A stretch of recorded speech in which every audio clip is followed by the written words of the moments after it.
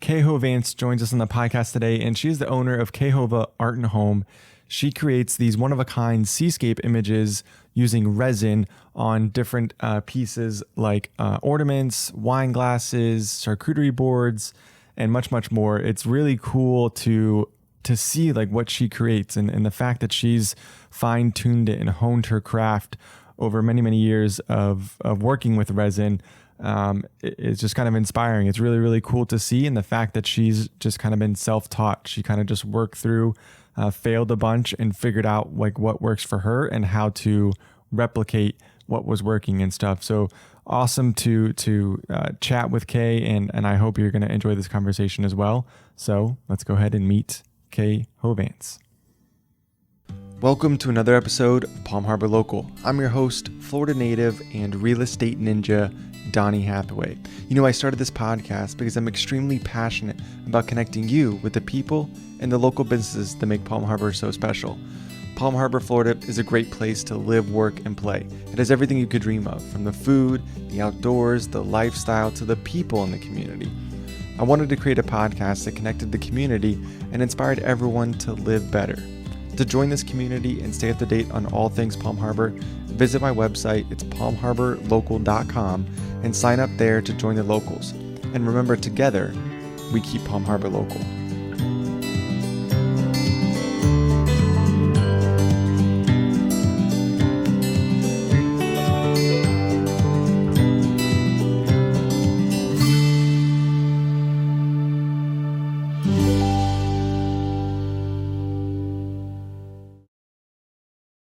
So welcome, Kay. I'm super excited for you to be here on the podcast today. I'm excited to learn, like we were just talking about, I'm excited to learn about your art and kind of how all this came about. So thank you. Yeah, thank you so much for having me. So why don't we start with what it is you do and Hova Art and Home and kind of what that's all about. So I make artwork and home goods using resin. When I first started, I was just making strictly artwork, kind of evolved into coasters. And then over the past couple of years, I've kind of, developed different products along the way, and it has kind of turned into more home goods than artwork, which I'm fine with. Yeah. So what are some of the items that you sell and that sort of stuff? The most popular items that I'm selling right now are serving boards, wine glasses, ornaments, coasters, artwork here and there. It's more like on the, custom basis right now, but the home goods are just flying off the shelves right now. Yeah, that's what everybody wants. Yeah. They use that every day, probably more. Yeah, more they're often. Great like gifts for people too. Yeah. So, who can't use another wine glass or right. something like that? Yeah, one's always breaking or something. Exactly. So how did all this start? So you started this business in 2014?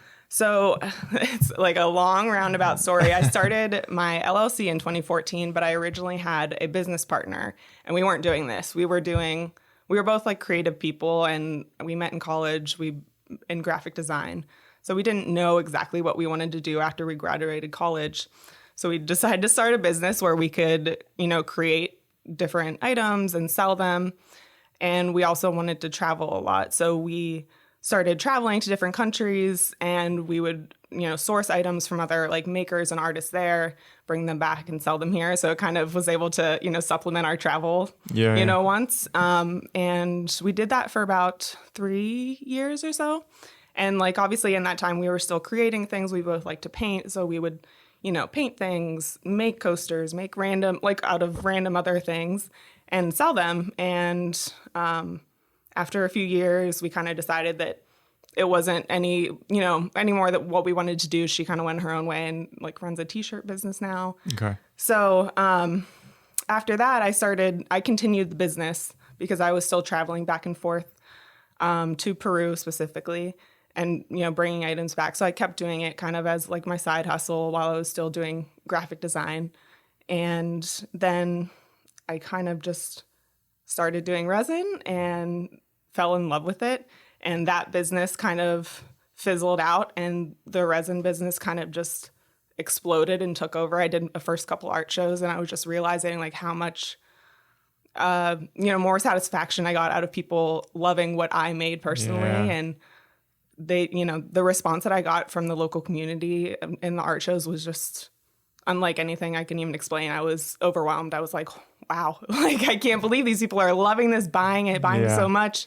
And so that kind of just evolved. And then at the beginning of 2020 was when I went full time. Okay. And it has just continued to grow from there. So yeah. So you graduated art school. Yes. What did you go to art school for? I went for graphic design was my focus. But that was kind of like, I just went into graphic design because it was like a quote unquote professional route to art world. Right. I did kind of want to be a painter, wanted to be an artist, but I felt that I needed something degree wise to at least like fall back on. Sure. So I went with it and just decided to do the graphic design, but it was never, not that it wasn't like passionate for me, but it was never it's not the same for me as like creating something physically with my hands. Okay. So you enjoy that aspect of art. For sure. That's cool. So so graduating school, you never went and started a career or a job. You just started a business right out of school. Yeah. Well, not exactly. So right after school, I decided that I wanted to move to California, like randomly, kind of on a whim. So I moved to San Diego for a few years, and it was obviously expensive to live out there. So I couldn't really, not that I wasn't looking for a graphic design job, but I was just kind of looking for anything that would pay my bills. Yeah. So I got like a corporate, like basic, assistant type job but through that, after doing that for a couple of years, that was really what made me like realize I'm like, oh my God, I can't do this. Like I can't do this corporate thing. I can't, go to an office every day for a 9 to 5. Like, so after a few years of doing that and, painting on the side, like on my nights and weekends, I realized I was like, I got to do this. I got to figure out a way to do this. So I decided to move back to Florida and just kind of started. Yeah, very cool. So where did, so you messed around with like, selling art and starting this business and whatnot. And then you got into the resin. Like where did, how did you pick that up, or where did that idea come from? Yeah. So back when I started for the first time I've ever poured resin was like about in 2016. Okay. And I had at that time, there were no how-to videos. There was no one sharing anything because it was such a new medium that there was no one sharing anything about their process or anything. And there was only a handful of artists that I had seen even using resin in any way other than, countertops and stuff like that. Mm-hmm. So I saw this one artist in Australia. He was doing these like incredible, massive, like abstract, bright color, just insane pictures. I don't think he even makes art anymore, but they were beautiful. And I saw like a few clips of him, using a blowtorch and like pouring the resin on. And I was like, what is this? Yeah. I need to try this. So I did as much research as I could. Like I said, at the time, there wasn't anything really available. So I just like ended up buying all the stuff that I thought I needed from, the resin company. And I was like, all right, well, I guess we're trying this. And I wasted, several gallons of resin trying to just like not burn my house down. But but it ended up, I just fell in love with like the whole process of it. And, it's very like scientific kind of, which is, a different aspect that I like that adds to like the creativity of it. Yeah.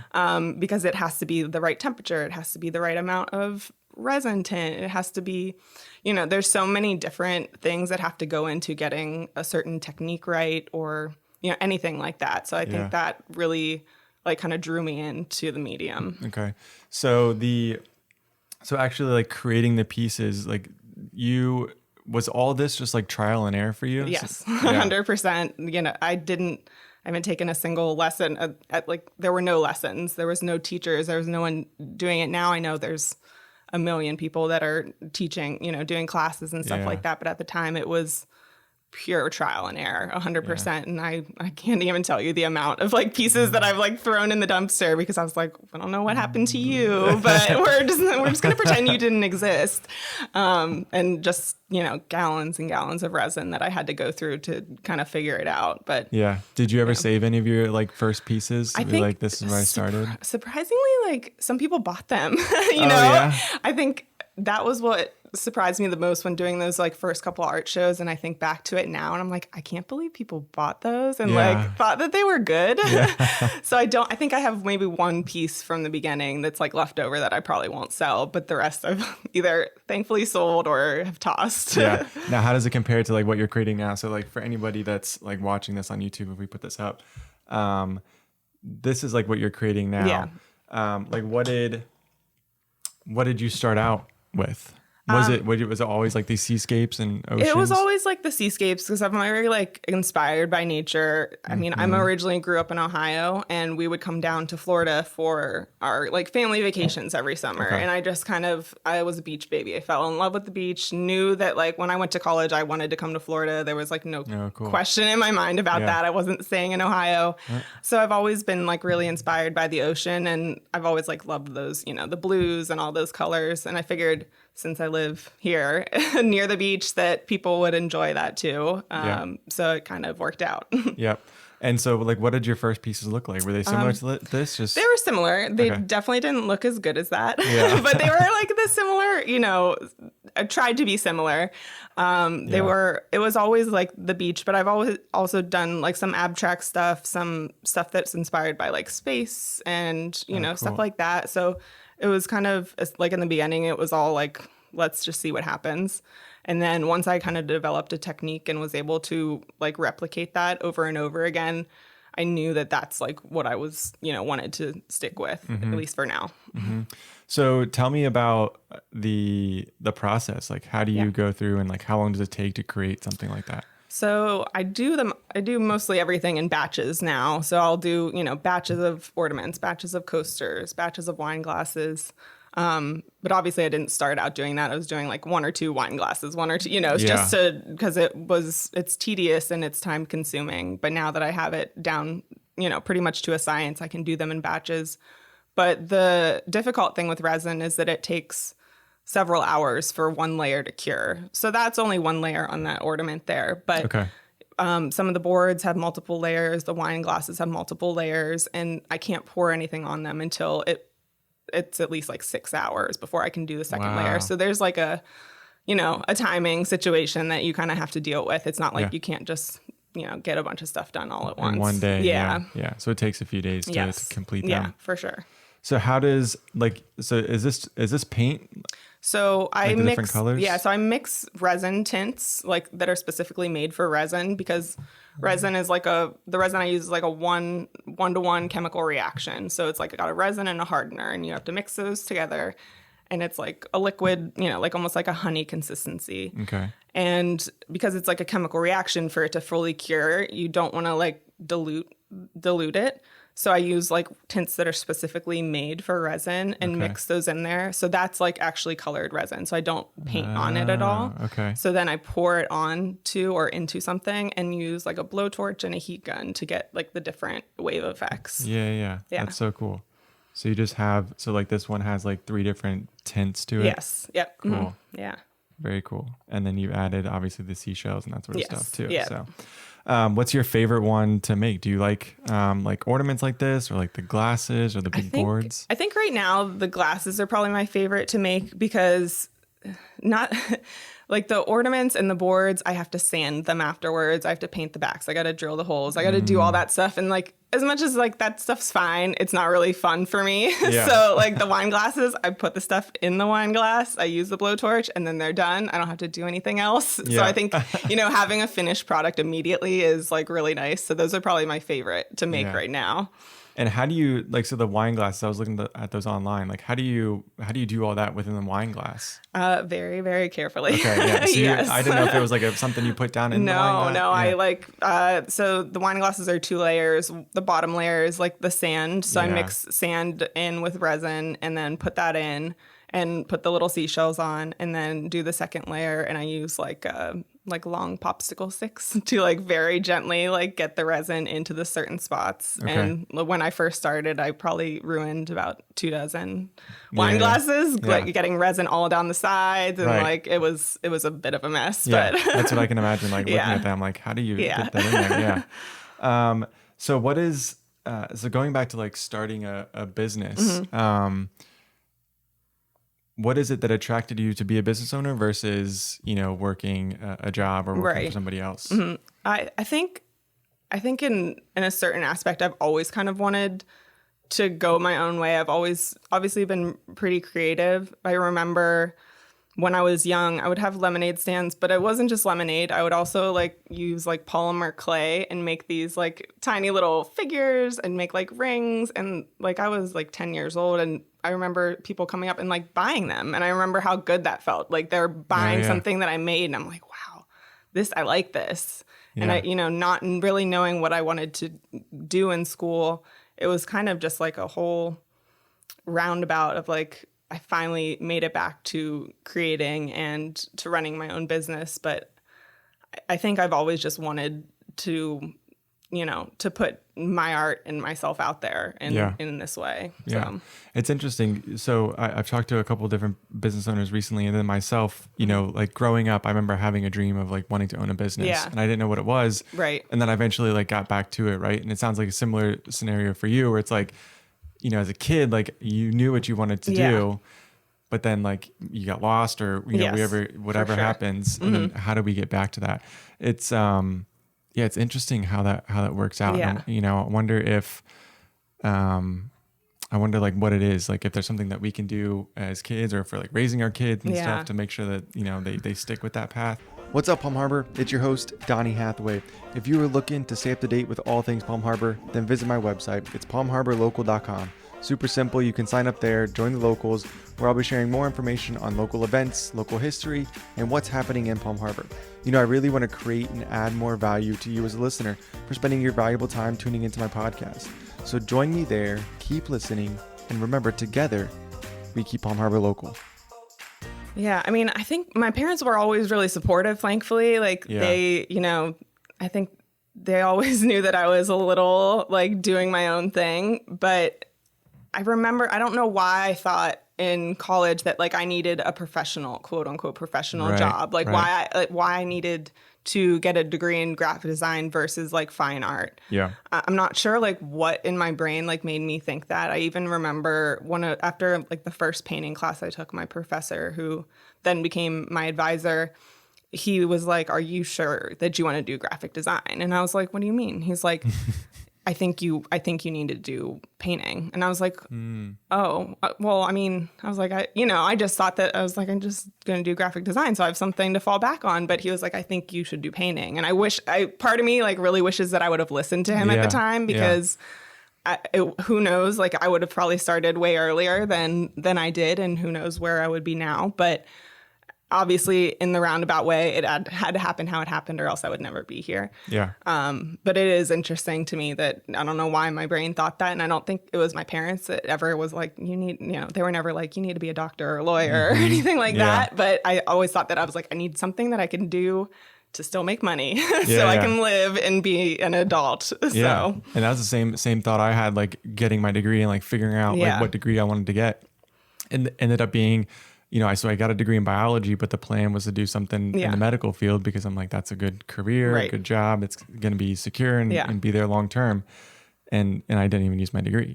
So same. Yeah, it's like crazy. I use it partially, but like really not that much. I kind of feel bad about that. Yeah, but I think we learn. I think it's valuable still to get the degree, right? For certain circumstances. There's still value in like that process of like pushing yourself to do that. Yeah.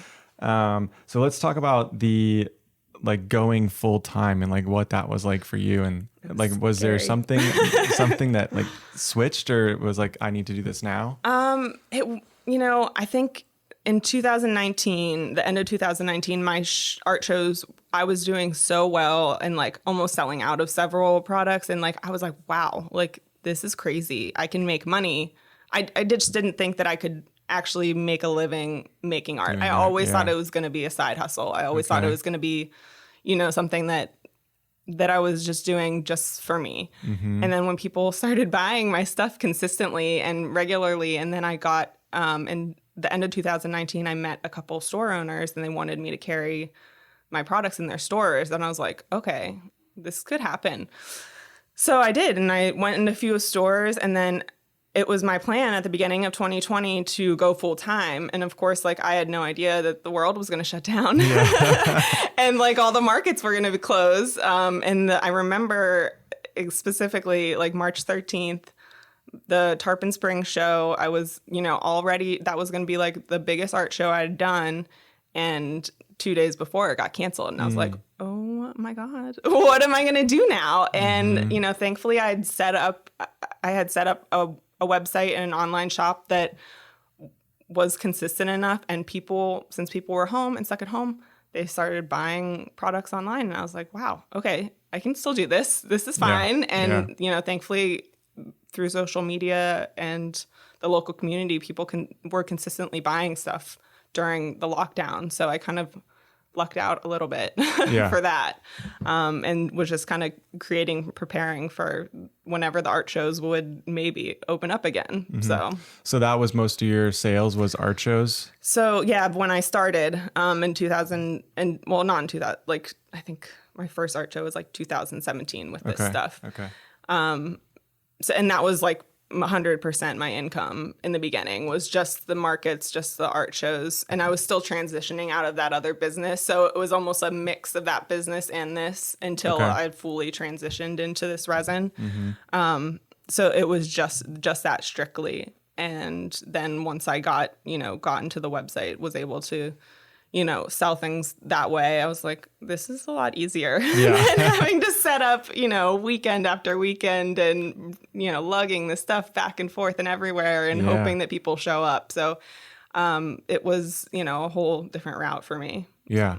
And so obviously you like the online sales a little bit better. I love the online sales. Yeah. I like the markets and I still do them and I'll still probably always do them. Maybe like I just do a few a year now, just like a few bigger ones. Mm-hmm. But it's exhausting and I give all the credit to people who do that like consistently and every week and stuff like that. I'm like, I just don't know how you guys do it. Yeah. It's exhausting to me. I'm an introvert. So like even talking to people all day, every day is like extremely draining for me. Sure. So it just like the combination of all of it, I was like, oh God, I can't do it.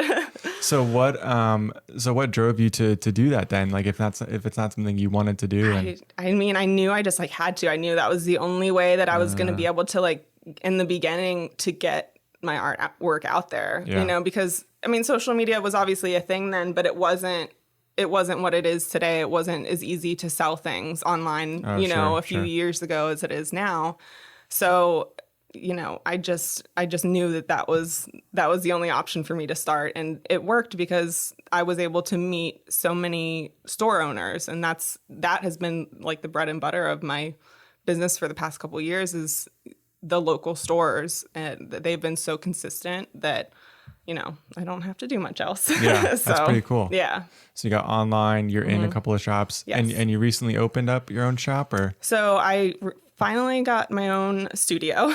Cool. Before this, I was doing it in my living room, which is like not ideal. Yeah. And before that, I was living with my brother when I first moved back from California. When I first started resining, I was doing it on his screened-in patio, which was tiny and messy, but thankfully he was supportive enough to let me do that for about a year until I got my own place and then moved into my living room and then did that from 2020 till December of last year. I finally got my own studio space outside of my house, which is really exciting for me. And, again, something that I just didn't think was a reality. Yeah. And I just had my first ever studio sale. So I opened my studio up to the public. Cool. I don't have it open all the time because it's, a workspace. Okay. And a little dangerous for people to be walking around. Yeah. So, but I definitely want to do more, events like that where I can bring more people in to, kind of see what's going on behind the scenes. Yeah, that's pretty cool. Yeah. How many pieces do you have like going on at one time?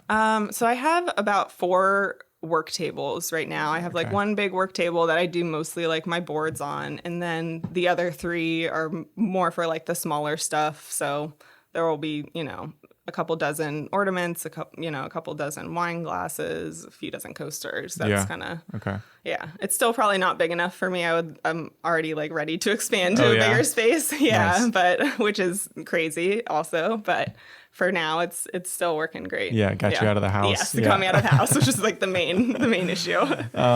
And so we were talking before. Like, I'm amazed at how you can like recreate some of these, to be very similar and stuff. Yeah. And, like, that's like, how long did that take you to kind of like figure all of that out to like replicate? It was a definite process. It took me at least 2 years to be really consistent with it. When I first started, there would be a few pieces that were great and, turned out perfect and be like, okay, awesome. Then I got this down. I'm good. And then like I would do one the next day and it would be a complete mess. And I'd be like, what'd I do? Yeah. So it took me honestly 2 years until I finally figured out exactly what I had to do to make it consistently how I wanted it to look, so that I knew if I was selling somebody a picture of something that I had already made, that it wouldn't be exact, because resin is like not an exact medium, but it would be as close as I could humanly possibly get it, so that they would know what they were buying. Yeah. Yeah, that makes sense. Yeah. So I want to, but talking about like something outside of the business, like what do you enjoy doing? Something I like to ask everybody on the podcast. What do you enjoy doing when you're not? I'm guessing it's you like going to the beach is one of those things. Yeah. But like maybe like what's one of your favorite spots here in the local area? I go to Honeymoon Island a lot. Yeah. Just, it's a great spot. I just adopted a dog last year, so we go to the dog beach a lot. Nice. I like to travel. I like to, hang out with my family. The beach is obviously super important to me. So all of that really, when I do have some free time. Yeah. What are some of your favorite beaches like outside of this area?